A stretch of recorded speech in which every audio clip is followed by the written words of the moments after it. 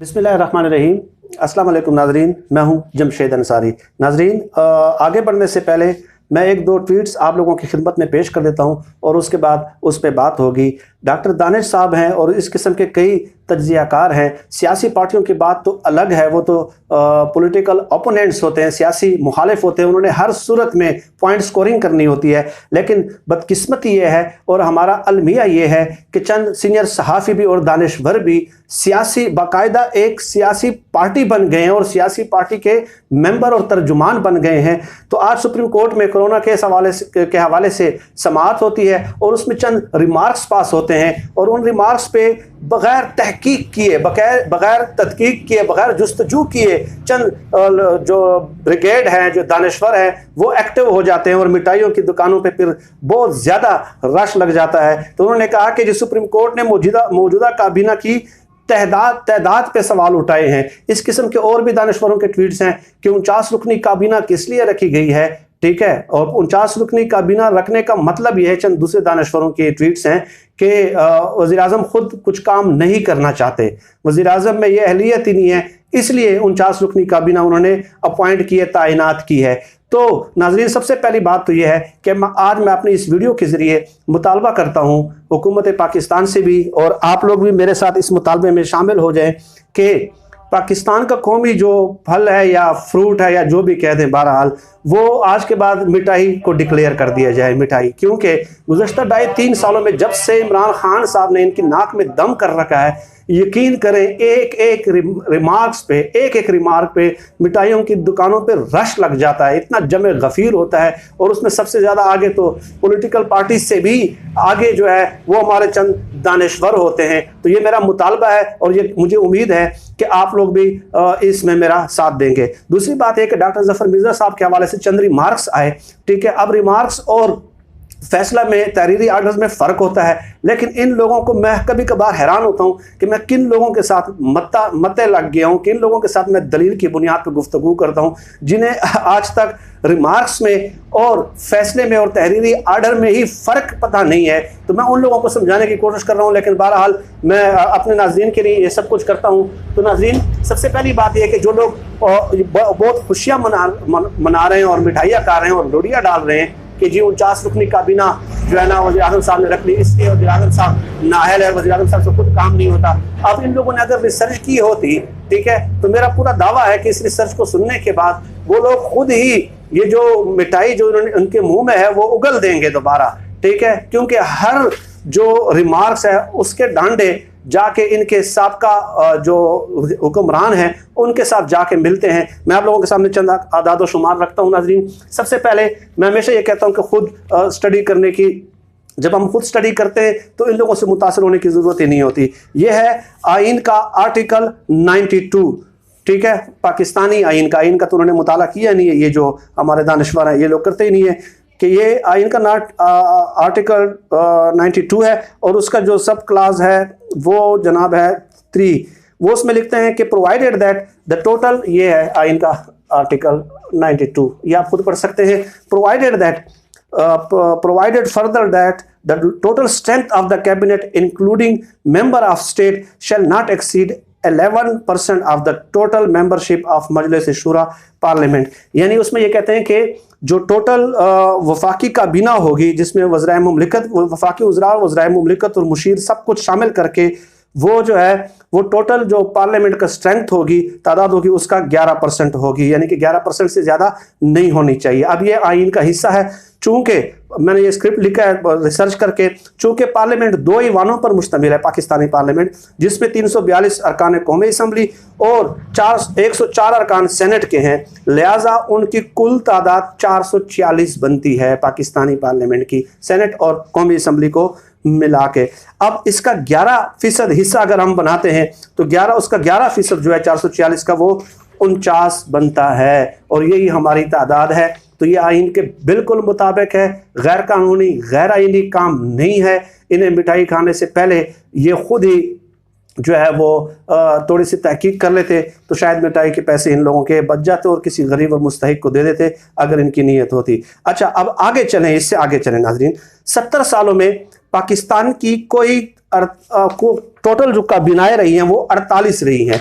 1973 के आईन से पहले जब मुल्क मशरकी और मगरबी बाजुओं पर मुश्तमिल था, दोनों मुल्क इकट्ठे थे, तब काबीना का हुजम कभी मुश्किल से ही 20 से ज़्यादा रहा होगा, ठीक है। लेकिन जब 1973 के आईन नाफिज हुआ और उसके बाद अवामियत पसंद सियासत ने जड़ें मजबूत की तो काबीना के हुजम में इजाफा शुरू हुआ। अब असल बात यह है कि यूसुफ रजा गिलानी जो है, उनकी जो काबीना थी 2008 से 2012 के दरमियान, काबीना का टोटल हुजम 66 अरकान पे मुश्तमिल था, 66 अरकान पे मुश्तमिल था, और ये पाकिस्तान की तारीख की सबसे बड़ी काबीना थी।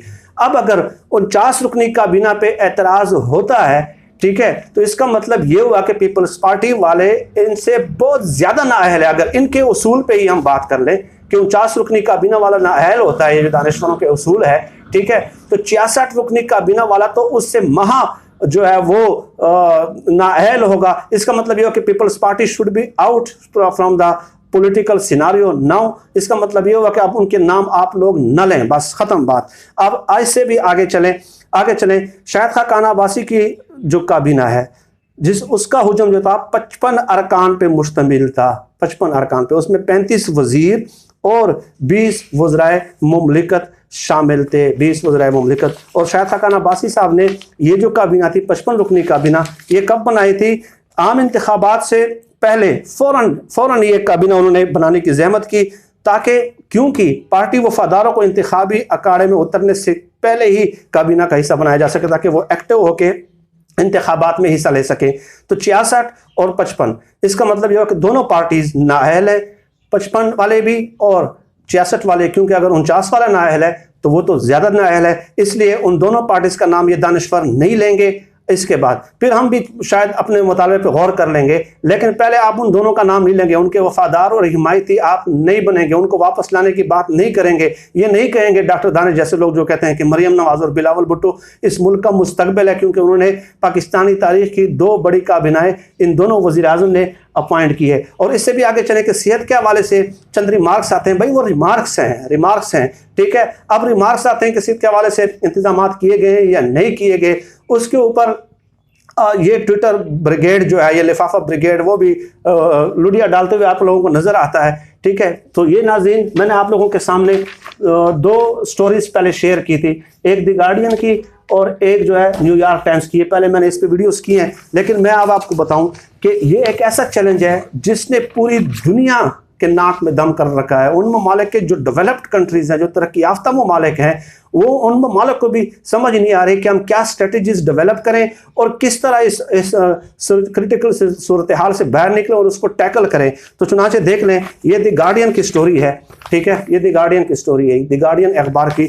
उसमें वो ये लिखते हैं ये कि the health services can not cope with the sheer number of people with symptoms who need to be tested because laboratories are under significant demand pressures. यानी कि वो कहते हैं कि सारों के टेस्ट हम कर ही नहीं सकते मामूली अलामात वालों के, क्योंकि लेबॉर्ट्रीज पे बहुत ज़्यादा प्रेशर है। और ये NHA नेशनल हेल्थ जो उनके NHS है, नेशनल हेल्थ सर्विस, उनका डेटा द गार्डियन ने दिया है, यानी कि ऑफिशियल डेटा दिया है। From now only the very seriously ill who are already in hospital and people in care homes and prisons where the corona has been detected will get tested। जिनके बहुत ज़्यादा सीरियस अलामात हैं उनको सिर्फ test किया जाएगा। Testing services are under such strain that even NHS staff will not be swabbed despite their key role and risk of them passing the virus to the patients। ठीक है, वो ये कह रहे हैं कि भाई इससे वो NHS यानी कि बरतानिया की जो ऑफिशियल हेल्थ सर्विस, उन्होंने जो बताया है कि हम सबके टेस्ट नहीं कर सकते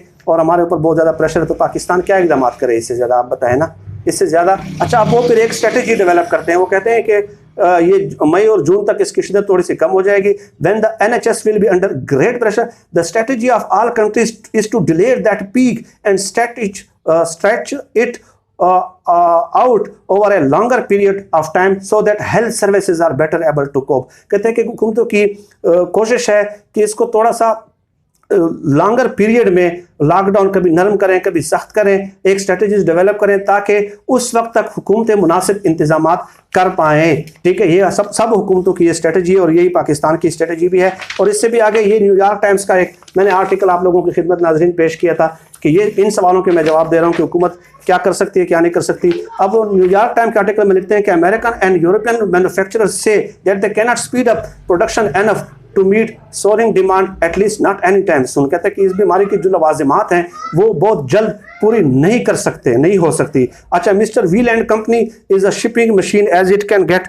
अब वो ये लिखता है कि मैंने अपने जो दूसरे जो फैक्ट्री के वर्कर्स थे उन्हें भी इस बात पे लगा दिया है कि आप मुनासिब तैयारी करें और वेंटिलेटर ज़्यादा से ज़्यादा बनाएं, लेकिन Italy wanted to order 4000 but there is not a chance, he said we will send them something like 400।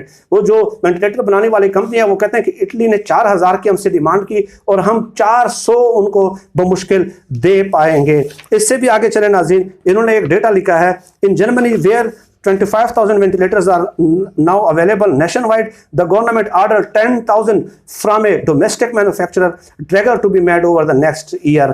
वो कह रहे हैं कि जी जर्मनी ने जो वेंटिलेटर बनाने वाली बड़ी कंपनी है 25,000 है और 10,000 का हमें ऑर्डर दिया है और वो उनको अगले साल मिलेंगे 10,000। तो आप बताएं कोरोना से के हवाले से जो रिलेटेड जो मुत्तसिल लवाजिमात हैं उनको पूरा करने में ये वेंटिलेटर चाहिए होते हैं और या किट्स वगैरह उनके तो इंतजाम हो चुके हैं। तो वेंटिलेटर बनाने वाली कंपनियां कह रही हैं भाई कि वो अगले साल तक उनको हम देंगे, यानी कि डेवलप्ड नेशंस जो हैं तरक्की याफ्ता ममालिक भी वो भी इन हालात के लिए तैयार नहीं थे। और इससे भी आगे बढ़ के बात यह है कि सेहत, डॉक्टर दानिश साहब ने यह कहा कि वजारत सेहत इमरान खान साहब के पास है, तो डॉक्टर दानिश साहब कुछ खुदा का खौफ करें, कुछ खुदा का खौफ करें। आप बताएं इससे पहले 30 साल जिन्होंने हुकूमत की है 2000 वेंटिलेटर्स थे पाकिस्तान में, 2000, 1600 लोगों के लिए एक बेड पाकिस्तान में मौजूद है, 1600 लोगों के लिए, और 1073 अफराद के लिए सिर्फ एक डॉक्टर है। आपके जो मालिक हैं, ठीक है, जिनकी आप वफादारी करते हो, जिनको यहाँ पे आप वो करते हैं, प्रोटेक्ट करते हैं, वो तो अपने एक शख्स ने अपने गिर्द 1000 डॉक्टर बाहर लंदन में जमा कर लिए हैं। ठीक है, तो अगर आज इमरान खान साहब के पास वजारत सेहत है 2 सालों में, तो आपके वो आकाओं ने जो है 30 सालों में 2000 वेंटिलेटर्स और 1073 अफराद के लिए एक डॉक्टर क्यों था और 1600 लोगों के लिए एक बेड क्यों है? आपको कुछ खुदा का खौफ नहीं आता यार? ठीक है, तो मैं यही कह रहा हूं कि इन रिमार्क्स का जो सारा जो अगर आप सिरे मिलाएंगे तो वो इन तक ही जाएंगे, लेकिन ये वक्त से पहले मिठाई खा लेते हैं। उम्मीद है कि ये वीडियो देखने के बाद अगर कोई दोस्त हमारा उन तक पहुंचा दे तो वो मिठाई जो उन्होंने खाई है वो उगल देंगे। ठीक है, मुझे पूरा यकीन है इस बात का, अगर कोई ज़मीर ज़िंदा होगा। नाज़रीन, आज के लिए इतना ही।